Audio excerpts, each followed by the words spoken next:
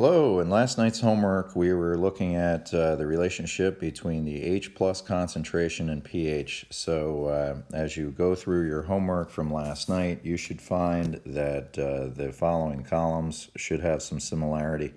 I just want to focus my eyes on this. If you notice, that's 10 to the minus 5, and over here the pH is 5. Well, if they gave me a pH of 7, that tells me that my concentration has to be 10 to the minus 7. I'm going to move down to the next one just so that we can get some repetition on this so that you can see that these columns are identical. 2, why? Because that's 10 to the minus 2. 3, why? Because that's 10 to the minus 3. 10 to the minus 12. Are these columns always the same?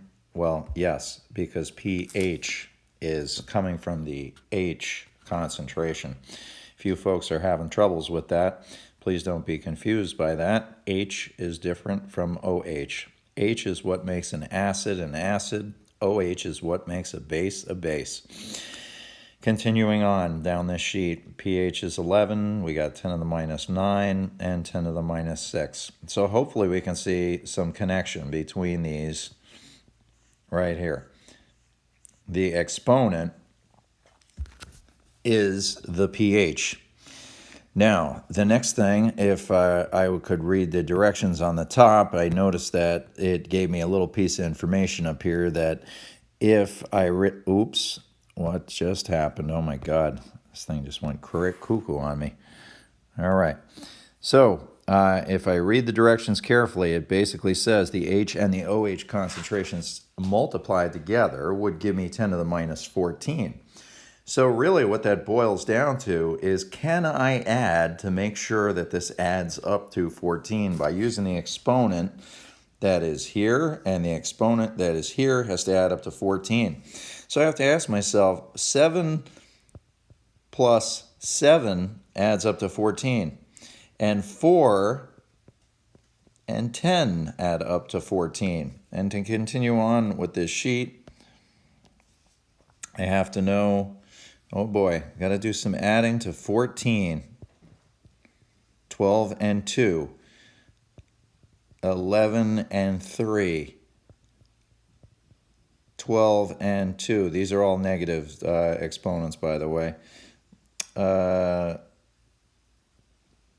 6. Continuing on down the sheet. Oh boy, it's going to go psycho on me again. Let's see. We have 10 to the minus 3, 10 to the minus 5, 10 to the minus 8. Now if I notice, guys, this is what I'm talking about. These columns should add up to 14. Why? Because the initial statement on the top of the paper says the H and the OH concentration multiplied together give me 10 to the minus 14. That's why reading the directions is really, really important. All right, so keeping that in mind, remembering that pH comes from the H column, as we go down the line here, this missing pH is not in the third spot, is not 4. It's going to be 10. Continuing on down the line, pH in this spot right here is going to be 6, and I believe we have them all done. Okay, so again, notice that the column here and here, that the exponent is the pH, and notice that the relationship between this column and this column adds up to 14. So if you think about it, folks that are having troubles with this, just ask yourself, can you add to 14? Can you change a decimal number to an exponent by sliding the decimal? And can you just make sure that you pay attention to the formula that you're given? Now, a few of us had troubles with the indicators, like for instance, somebody out there is probably thinking that litmus is going to turn yellow. Litmus does not turn yellow. You have 3 options with litmus, so I wanted to show you once again what's going on with the indicators. This is what's going on. In the worksheets that we're going to have today and tomorrow, we're going to be looking specifically at phenolphthalein and litmus, which are common indicators in chemistry labs. So if we take a look, we have only 2 options with phenolphthalein. If you tell me you're seeing yellow, blue, I don't know what to tell you. You're not reading the reference tables, and I don't know. You need glasses. I see two options here. I see colorless, I see pink. So basically, to give this a summary, phenolphthalein from 1 to 7 is going to be colorless. Once you hit 8 and higher, it's going to be pink.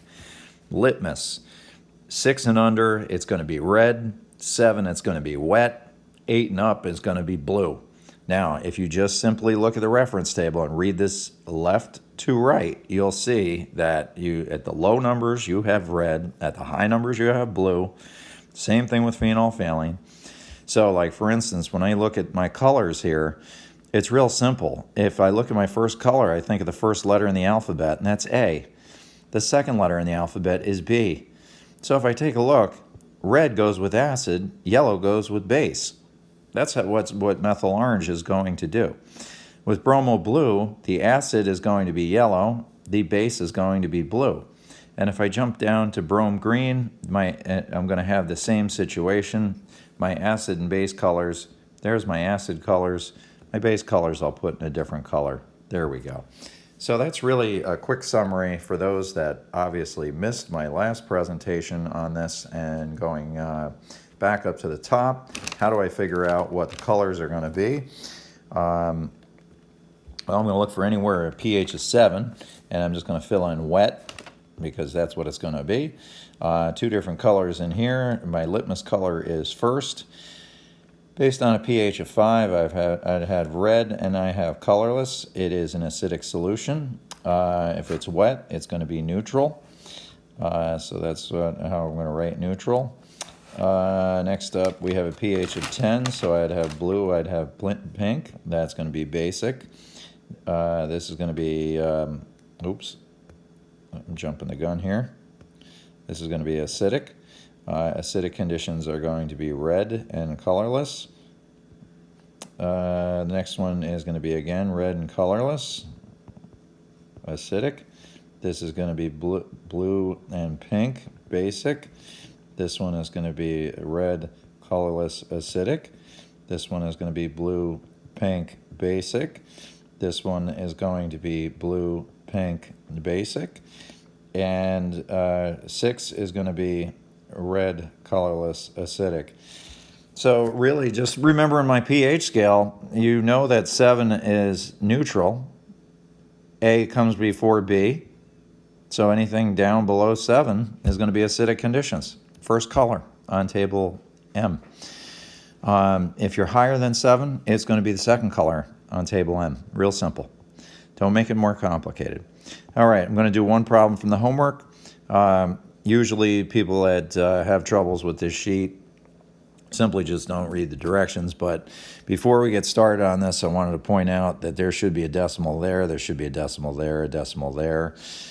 This says not applicable. Sorry that got cut off. That should be 0.1, and I think the rest of the numbers are legible. Okay, so again, guys, real simple. If you look at these two things, whatever that exponent is, that exponent should wind up giving me the pH all the way down the column. Remembering that these two multiplied together will give me 14. And then using table M, I'd be able to figure out what my indicator colors are. So I'm going to do one example for you. First, I look at the formula and I say to myself, is that an acid or a base? And if you cannot answer that question, you do not have the reference tables out in front of you. So you should be able to answer that. Acid or base, guys, what is it? Yes, you answered acid. All right, beautiful. So that tells me right there that when I slide the decimal 3 places to make that a whole number, I'm going to put that under the H concentration. Why?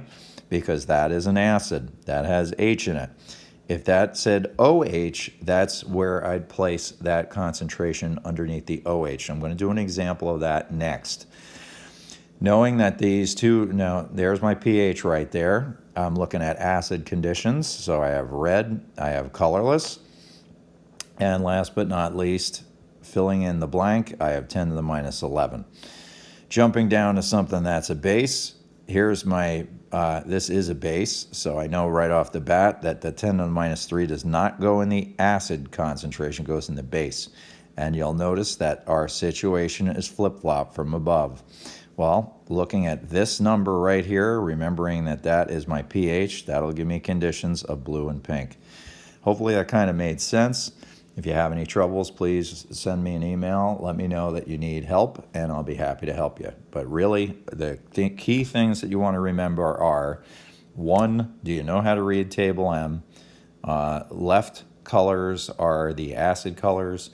Right colors are the base colors. A comes before B in the alphabet. Next up, changing a numeric to an exponent by sliding the decimal to make a whole number between 1 and 9.9. Once you do that, the two exponents should add up.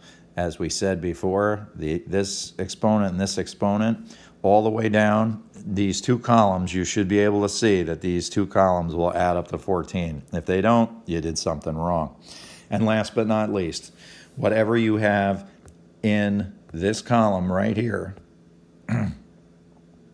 whatever your exponent is, that's your pH all the way down.